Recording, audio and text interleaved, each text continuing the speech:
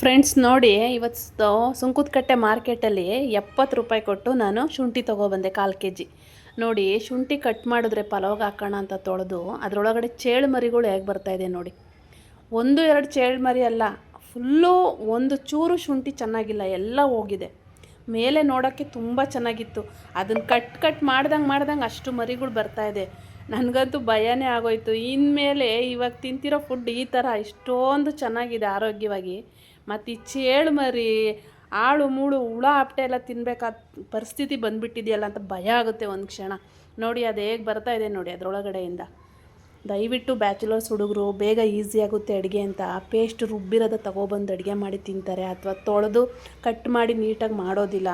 Urgent ಇರುತ್ತೆ ಕೆಲ್ಸಕ್ಕೆ ಹೋಗೋಕ್ಕೆ, ದಯವಿಟ್ಟು ಹಂಗೆ ಮಾಡಬೇಡಿ. ತೊಳೆದ್ಬಿಟ್ಟು ಮೇಲೆ ಚೆನ್ನಾಗಿರುತ್ತೆ ಅಂತ ಹಾಕಿ ಮಿಕ್ಸಿಲಿ ಹಾಕಿ ರುಬ್ಬಬೇಡಿ. ಕಟ್ ಮಾಡಿ ಒಂದು ಸರಿ ಇಂಚು ಕಟ್ ಮಾಡಿ ಶುಂಠಿನ ನೋಡಿ ಯಾವ ಥರ ಪ್ರಾಬ್ಲಮ್ ಬರ್ತಾಯಿದೆ ಅಂತ. ನನಗಂತೂ 100% ಇದು ಚೇಳು ಮರಿ ಅನ್ನಿಸ್ತಿದೆ. ನಿಮ್ಗೆ ಏನು ಅನಿಸುತ್ತೆ ಕಮೆಂಟಲ್ಲಿ ಹಾಕಿ ಗೈಸ್. ದಯವಿಟ್ಟು ಹೇಳ್ತಾ ಇದ್ದೀನಿ, ಪರಿಸ್ಥಿತಿ ತುಂಬ ಕೆಟ್ಟೋಗಿದೆ. ನೆನೆಸ್ಕೊಂಡ್ರೆ ಭಯ ಆಗೋಯ್ತು.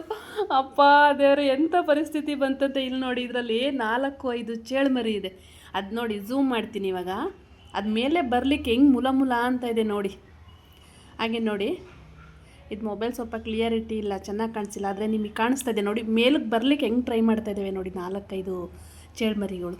ತುಂಬ ಕಷ್ಟ ಇದೆ ಫ್ರೆಂಡ್ಸ್. ನೀಟಾಗಿ ತೊಳೆದು ಮಾಡಿ ಹೆಚ್ಚಿ ನೋಡಿ ಮಾಡಿ ಅಡುಗೆ ಮಾಡಿ. ಅರ್ಜೆಂಟಲ್ಲಿ ದಯವಿಟ್ಟು ಶುಂಠಿನ ಹಾಗೆ ಹಾಕಬೇಡಿ.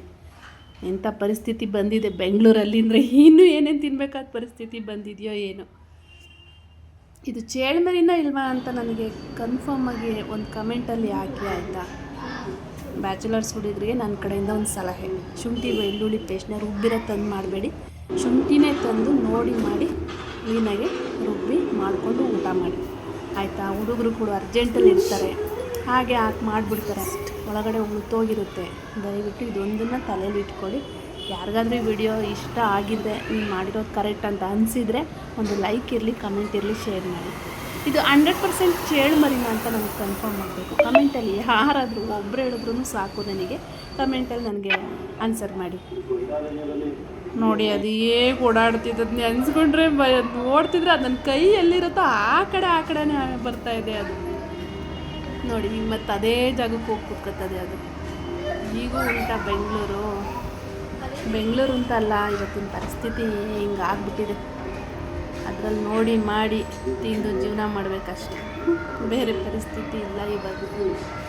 ಸರಿ ಫ್ರೆಂಡ್ಸ್, ಆಯಿತು, ಓಕೆ, ಟೇಕ್ ಕೇರ್, ಬಾಯ್. ಇದು ನೋಡಿದ್ರೆ ಟೇಕ್ ಕೇರ್ ಅಂತ ಹೇಳೋ ಪರಿಸ್ಥಿತಿ ಬಂದುಬಿಟ್ಟಿದೆ ನೋಡಿ ನನಗೆ. ಅಪ್ಪ, ಒಂದು ಕ್ಷಣ ನಾನು ಯಾವತ್ತೂ ನೋಡಿರಲಿಲ್ಲ ಶುಂಠಿಲಿ ಹುಳನ. ನಾನು ತಂದಾಗೆಲ್ಲ ಕಟ್ ಮಾಡೇ ಹಾಕೋದು, ಬಟ್ ಶುಂಠಿನೂ ಉಳಿತೋಗುತ್ತೆ ಅನ್ನೋದು ನನಗೆ ನಿಜ ಗೊತ್ತಿರಲಿಲ್ಲ. ಇದೇ ಫಸ್ಟ್ ಟೈಮ್ ಗೊತ್ತಾಗಿರೋದು ನೋಡಿ ಹಾಗೆ ಹೇಗಿದೆ ಅಂತ. ಎಲ್ಲ ಶುಂಠಿನೂ ಹೀಗೆ ಆಗಿದೆ. ನಾನು ಒಂದು ಮಾತ್ರ ಕಟ್ ಮಾಡಿ ತೆಗೆದೆ, ಆ ಹುಳ ಆಚೆ ಬರೋದಕ್ಕೆ ಭಯ ಆಯ್ತದೆ ನನಗೆ ನೋಡಲಿಕ್ಕೆ. ಆದರೂ ಒಂದು ವಿಡಿಯೋ ಮಾಡಿಕೊಂಡೆ ಇರಲಿ ಅಂತ. ಓಕೆ ಫ್ರೆಂಡ್ಸ್, ಬಾಯ್.